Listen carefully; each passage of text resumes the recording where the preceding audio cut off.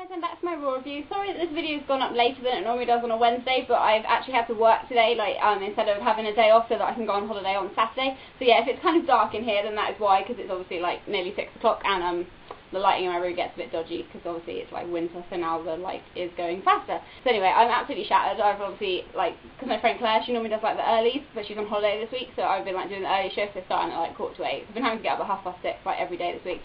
And I'm really exhausted, so, I'm so used to having Wednesdays off that my brain, when I woke up this morning, was just go back to sleep, and I was like, no, fight it, and I actually had to, get out of bed at, 6:30, and I was like, I want my day off back. But I'll be so happy when Saturday comes. Work has been so crazy this week, and, yeah, it's just tiring. Everything, well, not that really went wrong, but just everything has happened this week, and it's just been, a really hectic, crazy time. I'm sure you guys probably don't care, you're just waiting for me to, talk about Raw, but I just thought I'd, blabber on anyway.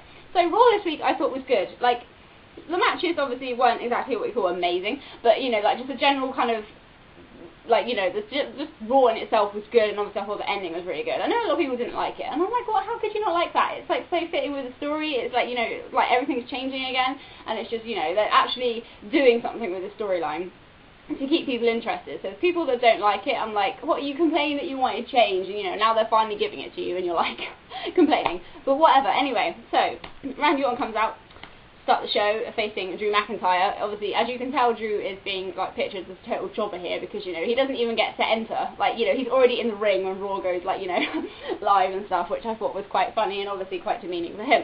Anyway, so Orton's doing his job pretty much most of the match. McIntyre does fight back and hits a big boot, but then Orton counters and hits a power slam, his normal DDT, and the RKO for the win.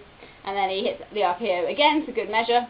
Drew McIntyre, really, his career, what has happened? He, he started to look kind of decent, halfway through the match, but then obviously, there's, no way that he was going to beat Orton, because that would just be, stupid. But, I just wondered, where did it actually go wrong? Did he do something that, really made him, get totally jobbed out all the time? I have absolutely no idea.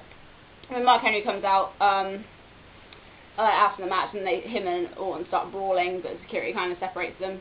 And Orton dumps Henry over the barricade, making Orton look like the stronger guy. So whether, Orton will beat Henry for the title at some point, hopefully, but, for now, Mark can keep it, because I say so.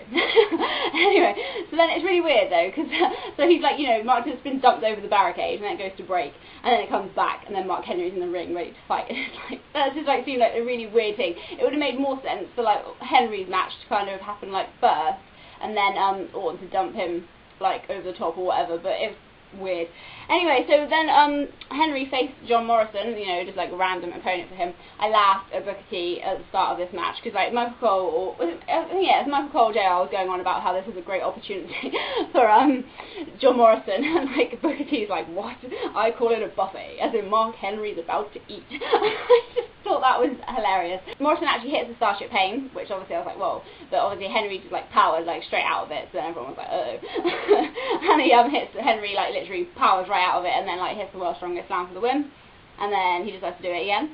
And obviously they showed at the start that Big Show is returning to SmackDown on Friday. I was kind of disappointed with that, because everyone's been kind of waiting for him to come back, and expecting him and Kane to kind of run in and help whoever he's facing, but it hasn't happened. But they're announcing that he's coming back. They could have done it as I suppose maybe that's because everyone's expecting it, that they didn't want to do it as Big Show does a run in and takes out Henry. But obviously I would have preferred to have seen that rather than knowing he's going to come back. It's a bit oh. So that means now that it's going to be Big Show and the Mark Henry feuding for the title.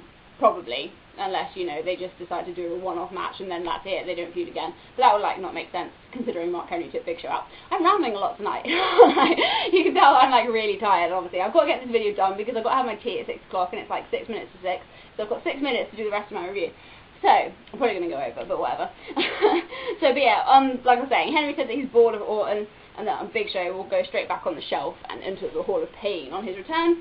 There's a whole group of wrestlers in the ring, the heel kind of people who've been complaining about Triple H lately, and they all give their reasons why, Triple H shouldn't be doing the job, what's been happening. Triple H basically comes out and says, wondered what happened, to the roster when, people used to just fight and get on with it, not whinge all the time. And I laughed at the fact that, because Triple H said, oh, I hope, you know, when you face your opponents tonight that you'll actually fight them, not whine at them, and he, like, lists everyone, and he just, like, forgets Mason Ryan. I was like, wait, she's only listed 5 of the guys, and then I was like, okay, yeah, forgotten Mason Ryan. But yeah, that's quite funny. Kelly and EU faced Beth Phoenix and Natalia for, like, the 100th week in a row, but Kelly just went crazy and just, like, attacked Beth Phoenix and was screaming at her, like, you stole my title! And I was like, oh, shut up. So, literally, just screaming. That was, like, all that happened pretty much in that match. And obviously she got, like, disqualified, like, before the match really, well, the match didn't even really start. She got, like, disqualified for, like, going crazy on Beth on the outside. So that was that. Jinder Mahal versus Santino Marella. I'd completely forgotten about Santino. I forgot that he obviously was out because of, like, that car crash that he had. But yeah, that was quite good to see him again. He looks really different. I don't know if he's, like, lost weight or changed something about him, but he just looks really different. And I was like, wait, what happened to him? But he beat Jinder Mahal with a Cobra, so yeah, Jinder Mahal was obviously, you know, going to the top of the jobber list as well, like Drew McIntyre. So that was funny. They showed, like, Miz and R-Truth, like, apology video on YouTube, like, you know, them apologising for having to, like, do what they did, and, like, you know, call, like, lawyers and stuff. I was laughed at the fact that they showed, like, on the comment, because they showed, like, obviously the screenshot of YouTube, and, like, the top comment was, like, kayfabe lives or something like that, which was quite funny, the fact that they didn't actually, like, cut that out. But anyway, so then it was, like, the main event match, which was actually quite a decent match. It was a 12-man tag match. So, I kind of list them all kind of like face guys versus all like the heels. So yeah, it was a pretty good match. Obviously, I didn't watch it all because it was like quite a long match, but I watched like probably like at least the last 10 minutes of it or so. The heels beat up on Kofi for ages. He's like in the ring for all, they just keep tagging in and out and attacking him. Evan comes in, he hits the airborne on Swagger, but I think Vicky, yeah, put Swagger's foot on the rope, so she gets chucked out. Del Rio counters out of the Attitude Adjustment and locks the arm, or hits an arm breaker on Cena. Sheamus goes to the top rope, but Del Rio pushes him off. Then there's like a crazy bit, like they all kind of hit their finishing moves. So Ziggler hits a zigzag on Sheamus, and Christian hits a spear on Sheamus as well. The match like completely breaks down then. Cena hits the Attitude Adjustment on a Tonga. Ziggler like hits a zigzag on Cena, and then Sheamus hits a bro kick on Ziggler for the win. So I just call it Team Cena because, you know, he's supposed to be like, well, he's not really the captain, but whatever. So Team Cena wins that one. Obviously Sheamus getting the win again shows that they are really trying to push Sheamus, you know, as the main eventer again. So then the ending segment was obviously Triple H like wanted all the wrestlers, like all the divas, all the referees and everybody to kind of, you know, God, my legs, I haven't stretched them out because they're really hurting. I wanted them to go out to the ring and obviously like give his talk about his like vote of confidence and stuff, because obviously everyone's been complaining so much. John Laurinaitis suggested that he get everyone out there and get them to say what he really thinks or what they really think. Triple H explains that he tries to make Raw the best for the people. Barrett says that you know, Triple H has actually made the WWE an unsafe environment, and he is the reason for all the chaos that happens. The refs then, like Mike Kyoto, I think it is, says that the refs are scared, the divas say that they're afraid that something might happen. Jerry Lawler's like there on his own, which is like really weird. He's just standing there, and he says that it's Raw spiraling out of control, and he doesn't think it's Triple H's fault, but someone backstage is making sure that all of this happens while he is, you know, the COO. So he says while HHH, I'm just reading my notes, while Triple H is in charge, bad things will keep happening.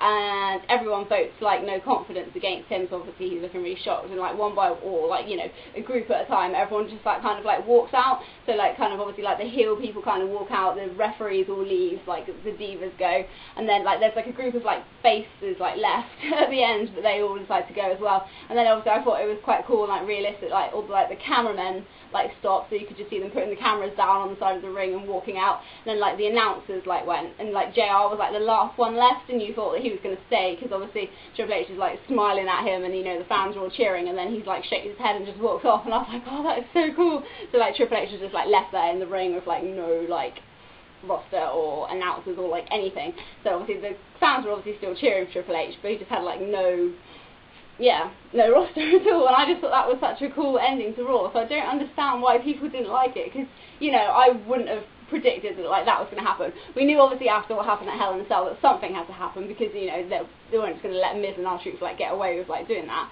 and obviously he had a lot to answer to. But I just thought that was really cool, and I'm really intrigued to see what they're going to do next week, and even like what's going to happen on SmackDown, really, because obviously all the superstars have just like walked away. Like, are they just going to come back and like wrestle again, or is something going to happen on SmackDown? I don't know. Also, I don't watch the spoilers and stuff, or read the spoilers and stuff, so I'm not going to know, like, what happens on SmackDown until ages, because I'm on holiday, so I'm not going to see anything. Oh no!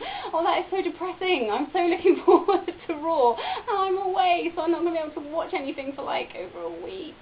Oh, that's depressing. Oh man, I just realised that. Oh no. Oh well. That's life. Just like with me going on holiday on SummerSlam days, I couldn't see that, and now I can't watch wrestling for like a week. Oh well, never mind. Don't tell me what happened. I probably won't be checking the internet that much anyway, so yeah, just try not to leave me comments and stuff about it, even though I probably won't read them, but you know. I'll probably end up finding out anyway, because, you know, why doesn't Liam have Sky so I can watch wrestling? But anyway, never mind. I'm going to stop rambling about that now. So Raw was really good. Sorry if I think just like leaned like sideways in like the last couple of minutes of the video. If I suddenly moved over there, then I'm sorry. But yeah, no, so I'm going to end this video now because it is like literally 6 o'clock.